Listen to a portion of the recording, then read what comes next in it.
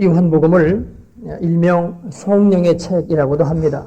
그만큼 성령에 관한 내용이 이 요한복음에 많이 언급되고 있기 때문입니다.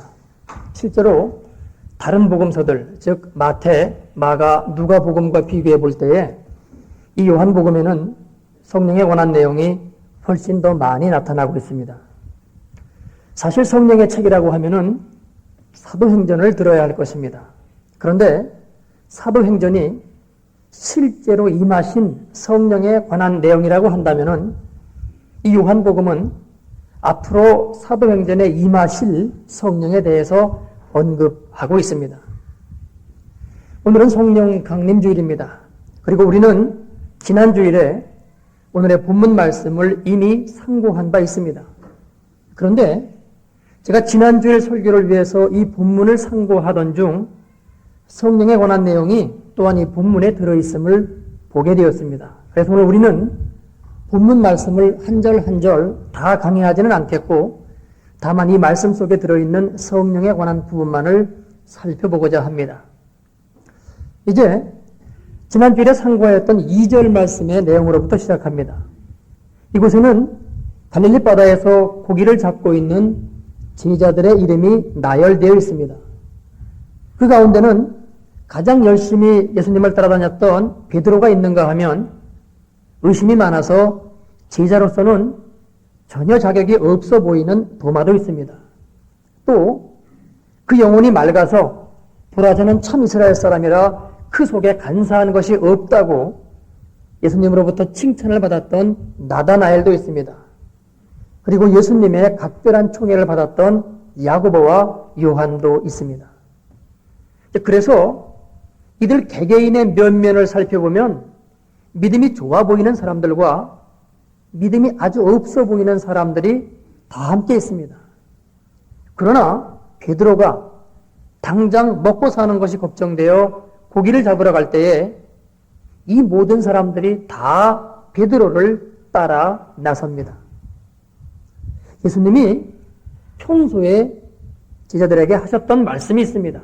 목숨을 위하여 무엇을 먹을까, 무엇을 마실까 염려하지 마라.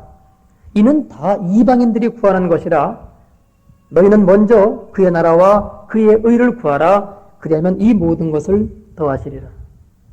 그러나 지금 이들 중 아무도 이 말씀을 믿는 믿음 위에 서 있지 못합니다. 이들은 예수님의 죽음의 현장을 보았던 사람들이고 또 부활하신 예수님을 이전에 이미 만났던 사람들입니다. 그럼에도 불구하고 지금 이들에게는 진실로 말씀을 믿는, 그래서 그 말씀을 따르려는 믿음이 없습니다. 지금 우리의 문제가 무언가요?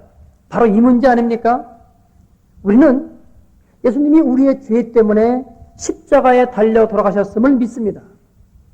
그리고 그분이 사흘 만에 그 죽음으로부터 부활하셨음도 믿습니다.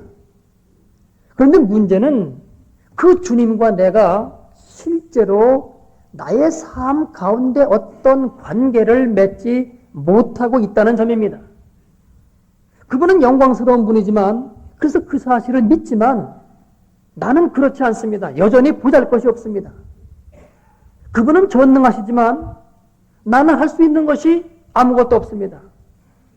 내가 예수를 믿고 죄 용서함을 받아 새 사람이 된 것은 감사한 일이지만 그렇다고 해서 갑자기 돈이 생기는 것도 아니고 취직이 되는 것도 아니고 현재 당하고 있는 문제가 해결되는 것도 아닙니다. 신앙은 신앙이고 문제는 여전히 문제로 남아 있습니다. 오늘날 우리들 신앙의 문제가 여기에 있습니다. 그분은 전능하시지만 나는 전능하지 않고, 그분은 능력이 있으시지만 나는 능력이 없는, 그래서 내가 고백하고 있는 신앙과 내 삶이 연계되지 못하고 있는 바로 여기에 우리들 신앙의 문제가 있습니다. 지금 제자들이 바로 이 상황 속에 있는 것입니다. 그래서 예수님의 죽음과 부활을 목격하였으면서도 지금 이들은 여전히 옛 생활로 돌아가고 있습니다. 제자들은 예수님의 죽음의 현장을 보았습니다. 그리고 부활하신 예수님을 만났습니다. 그러나 그것만 갖고는 되지 않습니다. 성령의 임재하심이 있어야 됩니다. 진실로 우리가 말씀대로의 삶을 살려고 한다면 이 땅에서의 삶에 말씀과 나를 실제로 연결시키려 한다면 그래서 이 땅에 하나님의 나라를 이루려고 한다면 우리에게는 반드시 성령 강림의 사건이 있어야 합니다. 이제 우리는 여기에서 성령의 강림하심을 뜻하는 성령 세례의 개념을 정의하고 다음 말씀으로 넘어가려고 합니다. 성령 세례에 대해서는 두 가지 견해가 있습니다. 하나는 우리가 예수님을 믿을 때에 우리 가운데 성령이 임재하니 이것이 성령 세례라고 주장하는 견해입니다. 로마전서 12장 3절에 의하면 하나님의 영으로 말하는 자는 누구든지 예수를 저주할 자라 하지 않고 또 성령으로 아니하고는 누구든지 예수를 주시라 할 수 없느니라 하는 말씀이 있습니다. 그래서 성령으로 아니하고는 누구든지 예수를 주시라 할 수 없다고 하였으니 예수님을 나의 메시아여 주인이라고 신앙 고백을 한 그 자체가 곧 성령 세례다 하는 것입니다. 그러나 이 주장은 어폐가 있습니다. 왜냐하면 베드로도 이미 가이사라 빌립보에서 이 고백을 한 바 있습니다. 주는 그리스도시요 살아계신 하나님의 아들이시니이다. 그때 예수님이 하셨던 말씀이 바요나 시몬아 네가 복이 있도다. 이를 내게 알게 하니는 혈육이 아니요 하늘에 계신 내 아버지라고 분명히 말씀하셨습니다. 그랬음에도 불구하고 사도행전 1장 4절을 보면은 베드로를 포함한 모든 제자들을 향해서 예수님이 이렇게 말씀하시죠. 예루살렘을 떠나지 말고 내게 들은 바 아버지의 약속하신 것을 기다리라. 요한은 물로 세례를 베풀었으나 너희는 몇 날이 못되어 성령으로 세례를 받으리라. 이것을 보면은 우리가 예수님을 믿을 때 성령이 임한 것은 사실이지만 그러나 그 성령이 성령 세례를 의미하는 것은 아닌 것임이 분명합니다. 그래서 또 하나의 주장은 성령 세례는 우리가 예수 믿은 후에 받아야만이 될 또 하나의 두 번째 과정이라는 주장입니다. 그러나 이것도 100% 맞는 주장은 아닙니다. 여러분, 사도 바울은 예수를 믿으려고 한 바가 없습니다. 오히려 예수 믿는 자들을 잡아 죽이려고 다메섹으로 가던 중이었습니다. 그런데 하나님의 빛이 일방적으로 그에게 비추이면서 그는 변화되었고 복음을 위해서 예수를 위해서 자신의 목숨을 내어놓는 사람으로 180도 바뀌어졌습니다. 이것은 베드로가 다 주를 버릴지언정 나는 주를 버리지 않겠나이다 하며 큰 소리 쳤던 것과는 근본적으로 다릅니다. 베드로는 말뿐이었으나 바울은 감겼던 자신의 눈이 떠지자마자 곧바로 회당에서 목숨을 내어놓고 예수는 하나님의 아들임을 증거하기 시작합니다. 그러니 성령님은 분명 같은 성령님입니다만 베드로가 신앙 고백을 하였을 때의 그 성령님과는 무언가 좀 다릅니다. 우리들 주변에도 많지는 않습니다만은 이런 사람들이 혹가다 있습니다. 예수를 믿는 사람이 아니었는데 그 가운데 성령의 인자함으로 인하여 갑자기 사람이 바뀌어지는 경우입니다. 나침판사에서 출판된 왜 나 같은 이라는 제목의 책이 있습니다. 우리나라의 어느 평신도 선교사가 자신의 자서전을 쓴 것인데 그는 본래 예수를 믿는 사람이 아니었습니다. 젊은 시절 그는 태국의 국립경찰학교 태권도 교관으로 건너갑니다. 그리고는 경찰들만 아니라 왕족들과도 교제하며 매일 밤 파티로 날을 보내던 사람입니다. 그런데 그 어머니가 진실된 권사님으로 아들을 위해서 간절히 기도하던 중에 어느 날 밤 그에게 성령이 임재합니다. 새벽녘에 술에서 깨어나 갈증나는 목을 시원한 맥주를 마시며 담배를 피워 물었을 때에 그 담배 연기에 그렇게 어지러울 수가 없습니다. 그러면서 자신도 모르게 눈물 콧물을 흘리면서 자신의 지나간 삶을 회개하기 시작합니다. 그러면서 자기 스스로도 내가 왜 이러지? 누가 이 꼴을 보면 창피해서 어쩌지 하면서 자신도 모르는 힘에 끌려 회개를 하고 나더니만 그 다음 날로 새로운 사람으로 바뀌기 시작합니다. 이런 예들을 보면은 성령의 세례가 예수를 믿고 난 후 두 번째로 받는 것이라고 말할 수도 없습니다. 이처럼 성령 세례와 예수 믿는 것이 동시에 발생될 수도 있기 때문입니다.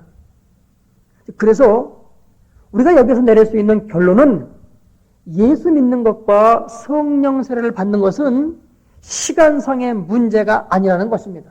그게 아니라 질적인 문제입니다. 즉 정말로 예수를 믿으면 그때 성령의 세례가 임하는 겁니다. 그 가운데 어떤 사람은 처음 믿을 때에 예수를 진실로 믿게 되어 성령 세례가 같이 임하기도 하고, 어떤 사람은 신앙생활을 오래 하던 중 다시 한번 하나님 앞에 진실로 깨어지며 참된 믿음을 갖게 되므로 그때 성령의 임재하심이 있게 됩니다. 그러면 정말로 믿는다는 것이 무엇입니까? 지금 우리는 예수님을 정말로 믿고 있지 않나요? 다시 성경으로 돌아가 봅니다. 베드로의 신앙 고백은 분명히 하늘 아버지께로부터 온 것입니다. 즉 성령의 감화가 있었습니다. 그래서 이것은 하나님이 베드로에게 믿음을 허락하신 사건입니다.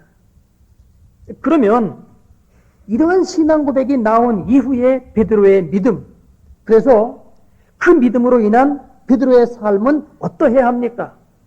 하나님을 나의 주인이라고 고백하였으니 이제는 주인을 따라가야 합니다. 그래서 자신의 생각과 뜻을 버리고 하나님의 말씀에 자신의 생애를 걸어야 됩니다. 하나님의 말씀대로 사는 것에 온전히 자기 자신을 걸어야 합니다.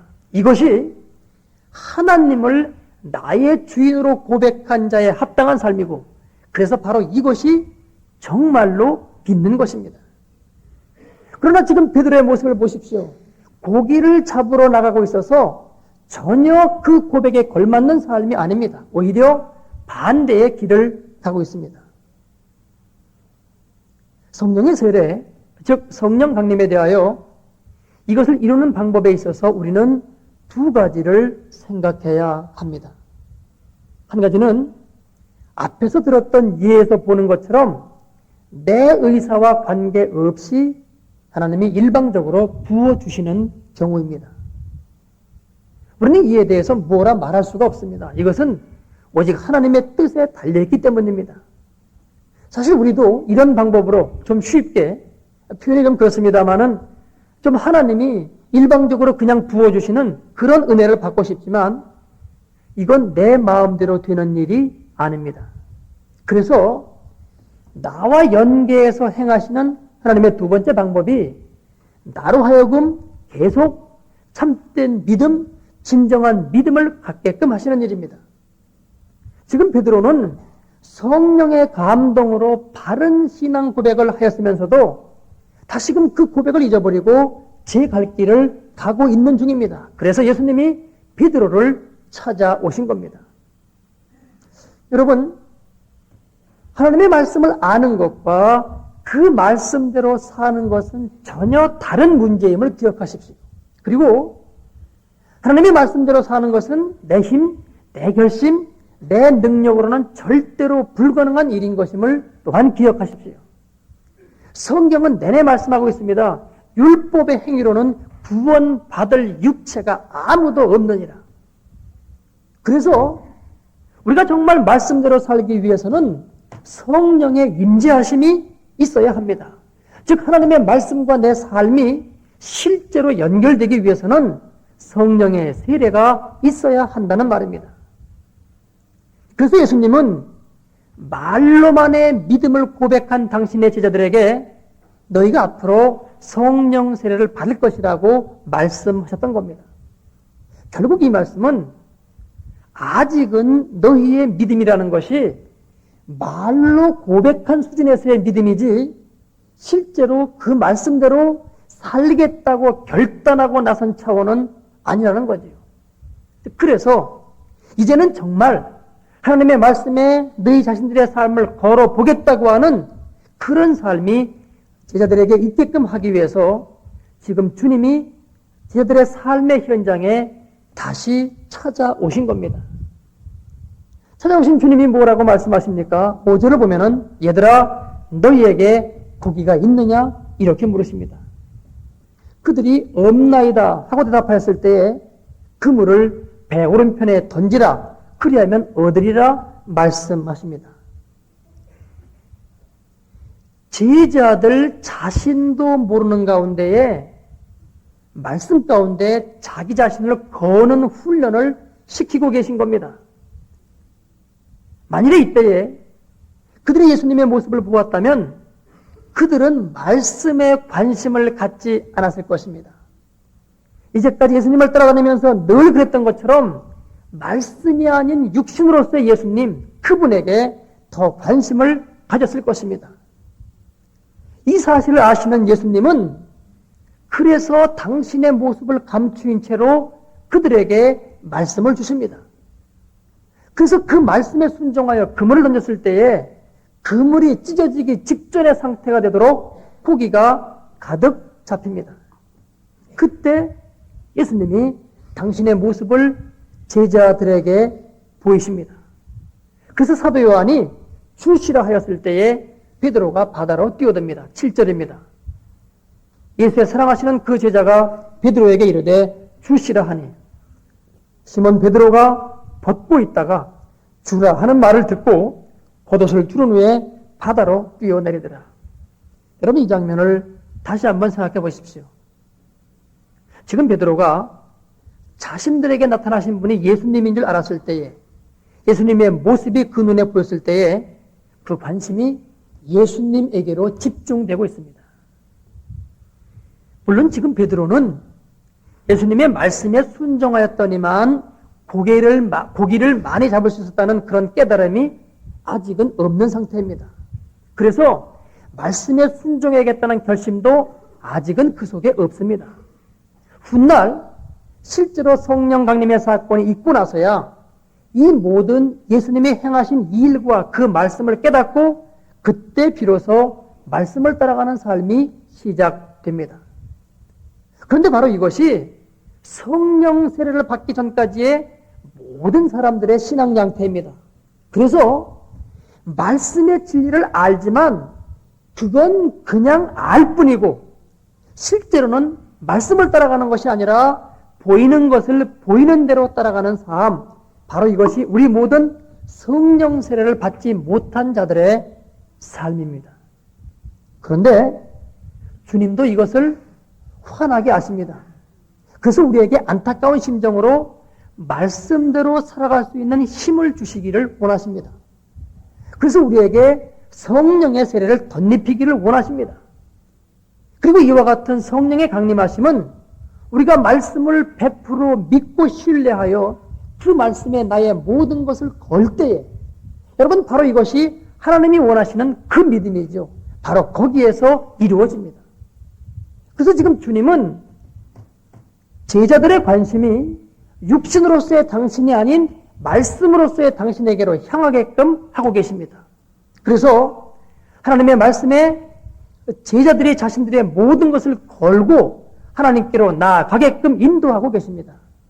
그래서 성령의 강림하심을 덧입을 수 있는 준비를 지금 제자들에게 시키고 있는 것입니다.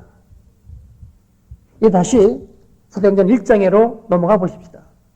승천을 앞두고 주님은 말씀하십니다. 예루살렘을 떠나지 말고 내게 들은 바 아버지의 약속하신 것을 기다리라. 요한은 물로 세례를 베풀었으나 너희는 몇 날이 못되어 성령으로 세례를 받으리라.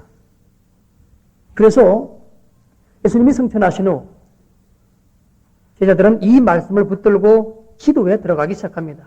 그 기도를 13절로 14절은 이렇게 기록하고 있습니다. 제자들이 감람산으로부터 돌아와 저희 요한은 다락에 올라가니 그러면서 12제자의 이름이 쭉 나타납니다. 그들이 다 거기 있어 여자들과 예수의 모친 마리아와 예수의 아우들로 더불어 마음을 같이하여 전혀 기도에 힘씁니다. 전혀 기도에 힘씁니다. 여러분 이 기도는 그들의 사력을 다한 기도였습니다. 하나님의 약속의 말씀에 자신들의 생명까지도 건 기도였습니다. 하나님 약속하셨습니다. 너희는 몇 날이 못되어 성령으로 세례를 받을 것이라고 말씀하셨습니다. 그런데 우리들 자신을 돌아보니 그동안 우리는 하나님의 말씀을 온전히 믿은 적이 없습니다. 머리로는 믿었지만, 지식적으로는 믿었지만, 맞는 말씀이라고 객관적인 동의는 했었지만 그 말씀에 내 삶을 걸어본 적은 없었습니다. 지금 이 땅에서 여기에 하나님의 말씀이 그대로 이루어질 것이라고 하는 그런 믿음은 없었습니다. 아버지, 이 죄를 회개하며 이제는 진실로 믿사오니 이 약속의 말씀대로 우리에게 성령을 부어주셔서 우리를 변화시켜 주셔서 하나님의 말씀대로 살 수 있는 능력을 주셔서 그들은 간절히 기도하기 시작했습니다. 우리가 성령 세례를 받을 수 있는 유일한 길은 하나님의 약속을 바라보는 것입니다. 그래서 구하는 것입니다. 그것도 전심으로 구하는 것입니다. 주시겠다고 약속하셨고 또한 이것이 하나님의 뜻인 줄 믿사오니 주님 허락하여 주옵소서 하며 그분께 일심으로 나아가는 것입니다. 이 방법 외에는 우리가 성령 세례를 받을 길이 없습니다. 그래서 우리가 진정으로 변화를 받을 길이 없습니다. 이와 관련해서 두 가지의 잘못된 오류가 있습니다. 하나는 변화는 순간적으로 오는 것이 아니라 점진적으로 오는 것이라는 주장입니다. 다시 말해 변화란 우리가 그것을 향해 자라가는 것이지 순간적으로 오는 것이 아니라는 주장입니다. 이런 분들에게 묻습니다. 여러분이 수십 년 예수를 믿었더니 그 결과 여러분들이 처음 예수 믿었던 3, 40년 전보다 지금 더 영혼이 맑고 깨끗하십니까? 아닙니다. 성장은 방향이 확실하게 바뀐 다음에 성장해야 그것이 올바른 성장입니다. 아이가 진흙탕에서 놀아 지저분한 가운데 있습니다. 그 상태 그대로 살면서 그 아이가 성장하면 깨끗해집니까? 아닙니다. 몸을 깨끗이 씻고 다시는 그 진흙탕에 들어가지 않으면서 성장해야 그 아이가 깨끗하게 성장할 수 있는 것입니다. 마찬가지입니다. 우리의 영혼도 맑고 깨끗해지는 순간의 사건이 있어야 됩니다. 그리고 그 다음에 성장이 있는 것입니다. 사도 바울도 그리고 지금 본문에 나타나고 있는 이 120문도도 그리고 기독교 역사상 모든 위대한 신앙의 인물들에게도 다 이 순간적인 변화의 사건이 있었습니다. 그리고 이 순간적인 변화의 사건을 성령의 인자라고 하는 성령 세례 속에서 찾게 되는 것입니다. 이런 맥락에서 찾을 수 있는 두 번째 오류는 이를 위해서 열심히 기도할 필요가 없다는 주장입니다. 하나님이 귀가 먹으셨나? 왜 이렇게 큰 소리로 기도하느냐 하는 거죠. 물론 하나님은 귀 먹지 않았습니다. 뿐만 아니라 우리의 마음도 다 살피고 계신 분입니다. 여러분 그렇다면 적은 소리의 기도는 또 무엇 때문에 필요합니까? 우리의 마음을 다 알고 계시는데. 이런 분들에게 묻습니다. 여러분의 아이가 지금 생명이 경각에 달려 있습니다. 그때 점잖게 기도가 되던가요? 하나님 데려가시든지 말든지 마음대로 하시죠. 여러분 이렇게 기도가 되던가요? 지금 본문에서 제자들이 전심으로 기도했다고 했는데 이게 그렇게 점잖게 한 기도를 전심으로 기도했다고 표현했을까요? 이런 말을 하는 사람은 영혼의 갈급함이 없는 사람입니다. 정말로 믿는 것이 무엇인지 모르는 사람입니다. 예수 믿고 천국 가는 것이 다인 줄로 아는 사람입니다. 그래서 내 속에 아직도 현존하고 있는 죄악의 세력, 이거 완전히 없애야 되는데 하는 그런 고민이 없습니다. 네가 믿으면 하나님의 영광을 보리라고 하셨는데 왜 내게는 하나님의 영광이 보이지를 않지? 이런 갈등이 없습니다. 성령의 약속되어 있는 수많은 약속들, 하늘이 주는 평안, 놀라운 기쁨, 샘솟는 생수, 병자를 낫게 하고 귀신을 쫓아내는 능력들, 왜 내게는 이런 게 없는 거야 하면서 자신의 믿음을 점검해 보려 하지 않습니다. 그러나 하나님의 사람들은 진리에 목말라 합니다. 샘솟는 생수를 그리워합니다. 인간 현존의 갈등을 성령이 임재함으로써 실제로 풀어가기를 간구합니다. 그때는 기도가 조용할 수가 없습니다. 하나님이 못 들으셔서가 아니라 내 마음이, 내 영혼에게 갈급함이 있기 때문입니다. 그래서 이 갈급함을 갖고 간구하기 시작할 때에 성령께서 그 사람에게 임재하시기 시작합니다. 여러분, 성령 강림 주일입니다. 우리는 더 이상 성령 강림에 대해서, 성령 세례에 대해서 논하지 마십시다. 대신 갈급한 심령을 갖고 그분께 전심으로 기도하며 나아가십시다. 하나님은 주실 줄 믿고 전심으로 구하는 자에게 반드시 응답하십니다. 그래서 우리를 새로운 존재로 변화시키십니다. 그리고 이것은 말씀에 나 자신을 걸고 따라가고자 하는 믿음의 결단이 있을 때에 이 일이 이루어지기 시작합니다. 그래서 예수님은 지금 제자들에게 나타나서 말씀으로 이들을 인도하고 계신 것입니다. 여러분, 부활하신 주님이 지금 우리에게 행하고 계시는 일도 똑같습니다. 계속해서 우리에게 나타나셔 말씀대로 살기로 결단할 것을 촉구하고 계십니다. 그 하나님의 말씀에 우리의 온 삶을 실제로 걸어볼 것을, 그래서 정말로 믿을 것을 촉구하고 계십니다. 그때 우리에게 성령님이 임재하사 우리를 하나님과 같은 성품과 인격으로 바꾸십니다. 그래서 완전한 회복을 이루십니다. 여러분, 오늘부터 저와 함께 이 대열에 합류하지 않으시렵니까? 그래서 성령의 임재를 구하는 간절한 기도 가운데 실제로 들어가지 않으시렵니까? 말씀은 진리입니다. 그러나 우리는 진리가 아닙니다. 그래서 우리는 이 진리에 우리 자신을 걸 만한 것입니다. 내 생명을 걸면서까지 믿고 따라갈 만한 가치가, 그래서 구할 만한 가치가 충분히 있는 것, 이것이 하나님의 말씀입니다. 성령은 말씀하고 있습니다. 누구든지 제 목숨을 구원코자 하면 잃을 것이요, 누구든지 나를 위하여 제 목숨을 잃으면 찾으리라. 주여, 우리의 간구하는 기도 가운데 성령의 임재함을 허락하여 주옵소서. 기도하겠습니다.